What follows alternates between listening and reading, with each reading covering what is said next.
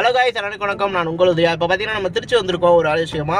So இப்போ மதியானம் 2 மணி ஆயிடுச்சு, பசிக்குது, எங்கடா சாப்பிடலான்னு பார்த்துட்டு இருந்தோம். அப்போ தான் நம்ம கண்ணுல பட்டது அமிக்கல் ரெஸ்டாரண்ட்னு. ஸோ அங்கே தான் நின்றுட்டு இருக்கோம். இங்கே பாருங்கள், இதுதான் அமிக்கல் ரெஸ்டாரண்ட். இப்போ பார்த்துக்கிட்டீங்கன்னா வீல் சேர் நம்ம வந்து கொண்டு வர மறந்துட்டோம். அதனால காருக்குள்ளே உட்காந்து தான் சாப்பிடணும். அப்பா அம்மா அங்கிட்டு வர போயிருக்காங்க. வந்தோடனே சாப்பிட்டு என்ஜாய் பண்ணிட்டு போக வேண்டியதான். ஸோ நான் எப்பயும் சொல்கிறது தான், நம்ம எங்கே போனாலும் சும்மாவே எங்கேயாவது கிளம்பி போனாலும் வீல் சேரை நம்ம வண்டியில் போட்டு போகிறது எப்பயுமே ஒரு முக்கியமான விஷயம்.